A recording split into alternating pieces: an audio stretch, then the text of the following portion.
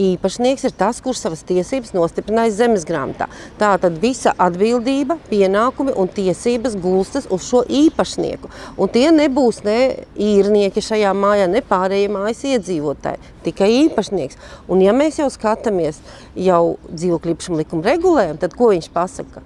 Viņš pasaka, ka dzīvokļu īpašnieku kopība ir tā, kas pieņem lēmumu un arī atbild par visām šīm te obligātajām darbībām, tajā skaitā par mājas lietas kārtošanu. Kas tad ir kopība? Tas ir tiesību subjekts. Varbūt, ja mēs paskatāmies vēl 6 gadus atpakaļ, mēs lietojam terminu kopība, bet bija ļoti daudz dažādu interpretācijas, kas tad tie tādi ir. Tās nav ne juridiskas, ne tiesības spējīgas personas. Tad šobrīd mums ir jau konkretizēts, ka tas ir tiesību subjekts.